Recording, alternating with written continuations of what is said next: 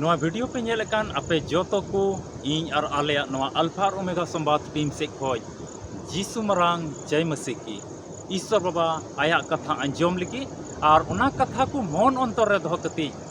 दाड़ी नाम लगी अकिल बुद्धि नाम लगी और नवा धरती रे लहा से लहा लगी मिटे तार ओक्ते एम का बना अदो अबो जीवन रे तिहिं जो उना दाम ना समय और ओक्ते बडाय कते तिहिं उना बुन अपनार जंगा नवा कथा भाई बाबुन पसुड़ोआ अदो तिहिं नवा कटी और हपन मचा कटी मचा वीडियो होते ते दिला तिहिं बुन बडाया बाइबिल रिया नुकान बरिया कथा बुन बडाया उका दो आम जाओ घड़ी आमेम हुदिस लिखाय जाओ घड़ी आमेम हुदिस लिखाय जाओ घड़ी उनाम हुदिस गांडोन लिखाय मने मने रे उनाम दोह लिखाय नुआ धरती तराम टुंडंग रिया जोतो मुश्किल और दुख तकलीफ होय लड़हयोग लगी और उना लड़हई केते उना रे जितव नाम लगी आमे गड़ोमा उना कथा किजुक आम मन अंतर रे दोहय में और उना हुदिस कते उना मने रे विश्वास कते उनी ईश्वर ठे आमेम कोय जंग लेखा उना कथा दिसई तुलुय तबे ईश्वर बाबा आमा कोय जंगे अंजमा और उना धरती तराम टुंडा रिया उका आकोटाते आमेम आकोट कान उना को अटी उसेरा गे आमेम रकावा से आम जितवेम न्यामा आदो आले अनवा अल्फा और ओमेगा संवाद नवा कोय जंग टीम जुदी बाम सब्सक्राइब का खाय मा सब्सक्राइब काम ईश्वर कथा को दिनम दिनम न्यामा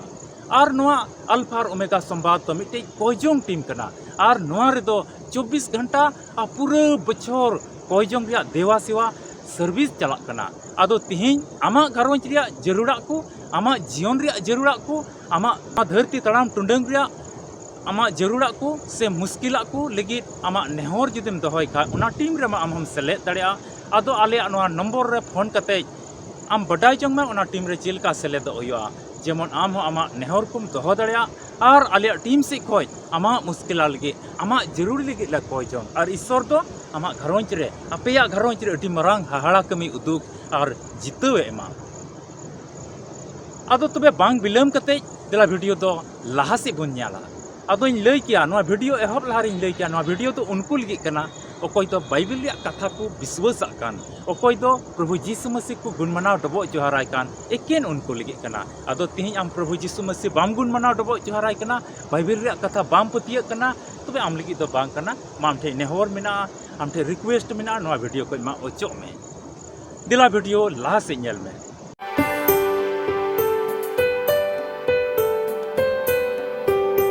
मसीह रे दुलड़िया बुहा और मिश्रा तिहिं आमा जीवन रे नय ईश्वर कथा रे नवा वीडियो में नेले कान नवा तो आमा जीवन रे मिटेन अडी भागाना समय और ओक्ते कना एते जतो तिहिं नोंकाना बाकु नामदा अडी आइमा तर बुहा मिश्रा को तिहिं नवा धरती तराम टुंडंग रिया इटा इटा वीडियो नेल रे अकवा जीवन अकवा समय ओक्ते को पारमे तकवा और औड़ी पथौड़ी रिया को नेलदा तिहिं ईश्वर कथा ईश्वर दामना कथा उका दो तिहिं क्रीन ते नवा धरती रे आम बाम नाम के उनकाना कथा नेल लगी उनकाना कथा अंजम कते तिहिं आमा जीवन बंचाओ आमा आत्मा बंचाओ रे मिटे दाणिम नामदा आदो तिहिं नवा वीडियो रे ओका एहब रेगिन लय आपन तहे बाइबिल रिया बरिया नोंकान कथाइन लय लगी उका तो आम जाओ घड़ी आमेम हुदिस लेखाय उनी ईश्वर बाबा ओकोय तो नवा धरती बनाव का ओकोय तो मनवा कोई बनाव का को ओकोय तो जतो जीव जंतु कोई बनाव का को ओकोय तो होय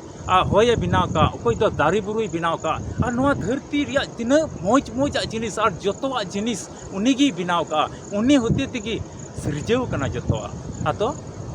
उनी ईश्वर आमा कोय जंगे आजम लगी तिहिं उना बाइबिल रिया बरिया कथा इनिं लय बुना आदो उना मा मने लगाव कते बिना स्किप ते हक मुचे हेबि नेल में चिराते ईश्वर कथा दो अबुआ जीवन बंचावदा अबुआ आत्मा बंचावदा और तिहिं नवा धरती बगिया तायम मिटे जीवन मेना और ओंडे प्रवेश लगी तो ओंडे बोलो लगी तो तिहिं अबु भितर रे उनिया सनोत कथा को हुयु जरूर कना तिहिं नवा धरती चिलका ईश्वर सिरजेव का अडी मोज दा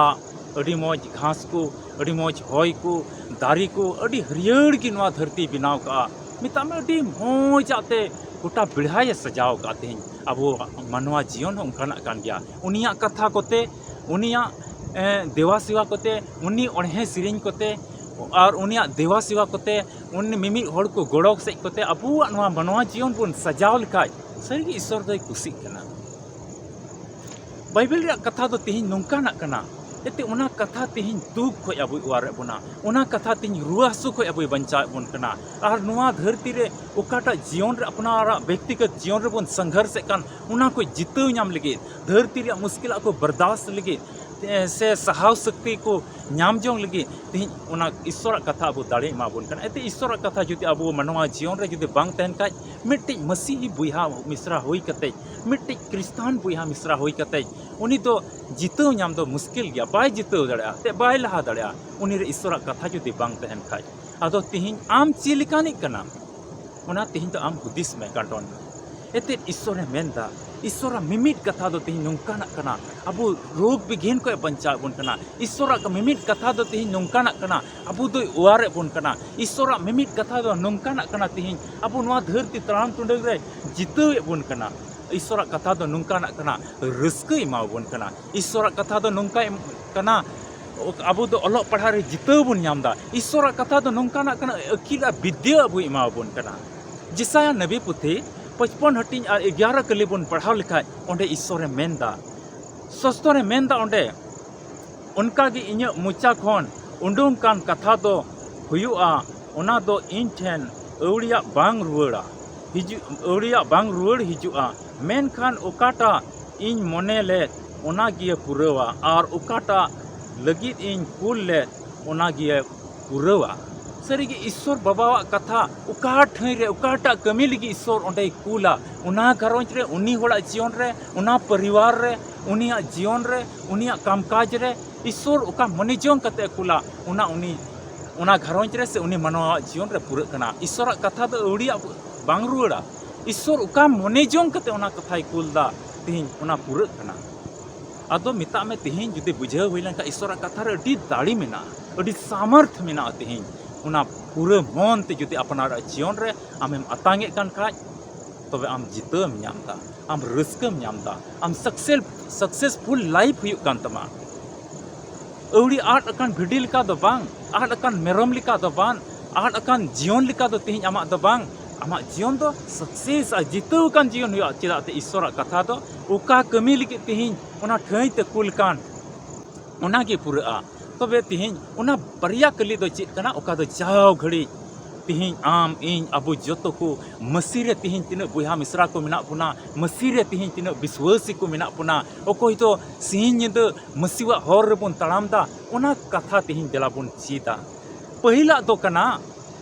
उना वचन दो उना कथा उना बाइबल वचन दो पहिला उना बाइबल वचन दो कना